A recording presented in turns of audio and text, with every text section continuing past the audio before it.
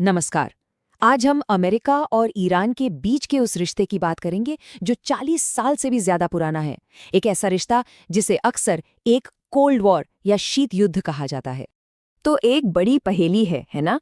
कि 40 साल से ज्यादा हो गए, लेकिन इन दोनों देशों के बीच ना तो कभी खुलकर जंग हुई और ना ही कभी असली वाली शांति आई। तो आखिर ऐसा है क्यों? देखिए, इस रिश्ते को समझने के लिए ये शब्द बहुत जरूरी है। सिस्टमिक राइवलरी यानी प्रणालीगत दुश्मनी। ये कोई छोटी मोटी असहमति नहीं है। ये एक ऐसी दुश्मनी है जो विचारधारा, जियोपॉलिटिक्स, मिलिट्री और इकोनॉमी मतलब हर लेवल पर है। दोनों ही एक दूसरे को अपने वजूद के लिए ही खतरा मानते हैं। तो चलिए थोड़ा इतिहास में पीछे चलते हैं। ये जानकर शायद थोड़ी हैरानी हो कि ये दोनों देश जो आज एक दूसरे के इतने बड़े दुश्मन हैं, वो कभी बहुत करीबी दोस्त हुआ करते थे। तो फिर ये दोस्ती टूटी कैसे? इस कहानी में कुछ बहुत बड़े टर्निंग पॉइंट्स आए। 1953 में अमेरिका के सपोर्ट से हुए एक तख्ता पलट ने ईरान के चुने हुए प्रधानमंत्री को हटा दिया। उसके बाद से 1979 तक शाह का ईरान सोवियत यूनियन के खिलाफ अमेरिका का एक खास दोस्त बना रहा। लेकिन फिर 1979 की इस्लामी क्रांति ने सब कुछ पलट कर रख दिया। और उसके बाद अमेरिकी दूतावास का बंधक संकट, उसने तो इस रिश्ते को हमेशा के लिए तोड़ दिया। 1953 का वो तख्ता पलट एक ऐसी घटना है जिसे दोनों देश बिल्कुल ही अलग-अलग नज़र से देखते हैं। अमेरिका के लिए वो कोल्ड वॉर में सोवियत असर को रोकने के लिए एक ज़रूरी कदम था। वहीं ईरानियों के लिए वो उनके लोकतंत्र का गला घोंटना था। एक विदेशी ताकत ने ऐसा किया सिर्फ उनके तेल पर कब्जा करने के लिए। बस यहीं से वो गहरे शक की नींव पड़ी जो आज तक कायम है। 444 ये सिर्फ एक नंबर नहीं है। सोचिए, पूरे 444 दिन।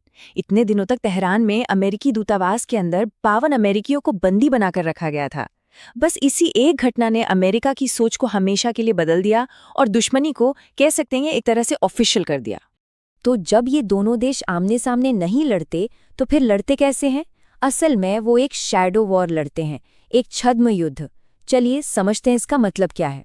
ईरान की जो रणनीति है उसे कहते हैं एसिमेट्रिक वॉरफेयर। सीधे साधे शब्दों में कहें तो ईरान को ये पता है कि वो आमने सामने की लड़ाई में अमेरिका से जीत नहीं सकता। इसलिए वो क्या करता है? वो अपने से कहीं ज्यादा ताकतवर दुश्मन को रोकने और जवाब देने के लिए उस पूरे इलाके में अपने सहयोगियों और प्रॉक्सी गुटों का एक नेटवर्क इस्तेमाल करता है। और ये है वो नेटवर्क जिसे एक्सिस ऑफ रेजिस्टेंस भी कहा जाता है।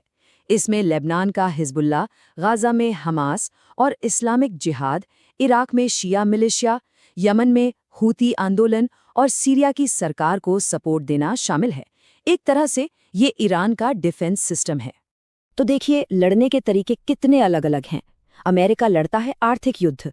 वो प्रतिबंधों की अपनी ताकत से ईरान के तेल के एक्सपोर्ट, उसकी बैंकिंग, उसके व्यापार सब पर हमला करता है ताकि उसकी अर्थव्यवस्था को घुटनों पर ला दे। वहीं दूसरी तरफ ईरान अपने प्रॉक्सी नेटवर्क का इस्तेमाल करके अमेरिकी असर को चुनौती देता है। ठीक है, तो अब आते हैं इस दुश्मनी के सबसे खतरनाक और आज के दौर के सबसे बड़े मुद्दे पर, ईरान का न्यूक्लियर प्रोग्राम। अब इस मुद्दे पर दोनों पक्ष बिल्कुल जमीन आसमान का फर्क है उनकी बातों में। अमेरिका का मानना है कि ईरान परमाणु हथियार बना रहा है जिससे पूरे इलाके में खलबली मच जाएगी।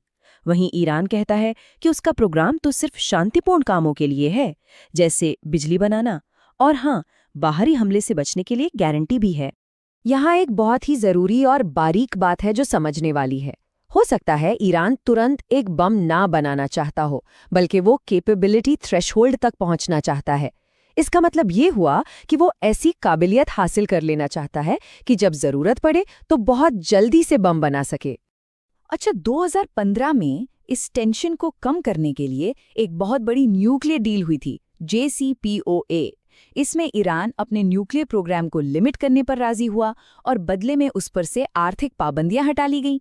सब ठीक चल रहा था, लेकिन फिर 2018 में अमेरिका अचानक इस डील से बाहर हो गया। उसने फिर से पाबंदियां लगा दी और जवाब में ईरान ने भी यूरेनियम बनाना फिर से तेज कर दिया। तो क्या ये एक ऐसा झगड़ा है जिसका कोई हल ही नहीं है? ऐसा लगता है कि ये एक लंबा चलने वाला कोल्ड वॉर है जो शायद इतनी आसानी से खत्म नहीं होगा। तो एक सवाल जो सबके मन में आता है, तो फिर अमेरिका ने अब तक ईरान पर सीधा हमला क्यों नहीं कर दिया? जवाब सच पूछिए तो बहुत सीधा है। 2003 वाला इराक और आज का ईरान, दोनों में कोई मुकाबला ही नहीं है। इन दोनों की तुलना करना एक बहुत बड़ी गलती होगी। असल में ईरान के पास अपनी रक्षा के लिए जबरदस्त ताकत है। 8.5 करोड़ से ज्यादा की आबादी, डिफेंस के लिए एकदम सही पहाड़ी इलाके, एक बहुत ताकतवर बैलिस्टिक मिसाइल सिस्टम, एक बहुत बड़ा प्रॉक्सी नेटवर्क जो एक इशारे पर एक्टिव हो सकता है, और सबसे बड़ी बात, हुर्मुज़ जल डमरू मध्य पर कंट्रोल, जहां से दुनिया का बहुत सारा तेल गुजरता है। मतलब ईरान पर हमला एक ग्लोबल तबाही ला सकता है। तो अब हम इस झगड़े की असली जड़ तक पहुंचते हैं, और वो जड़ है दो ऐसे स्ट्रेटेजिक लक्ष्य जो एक दूसरे से बिल्कुल मेल नहीं खाते। अमेरिका चाहता है कि मिडिल ईस्ट में एक स्थिर और पश्चिमी देशों के हिसाब से चलने वाली व्यवस्था हो। वहीं ईरान एक आज़ाद एंटी वेस्टर्न व्यवस्था चाहता है जिसमें वो खुद एक बड़ी ताकत हो।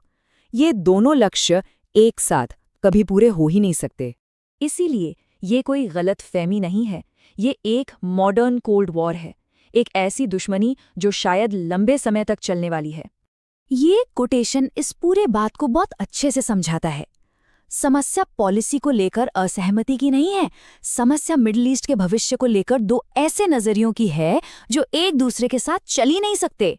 तो अब सवाल ये है कि संघर्ष का भविष्य क्या हो सकता है, सबसे ज्यादा संभावना किस बात की है? यहाँ पर 3 रास्ते दिखते हैं।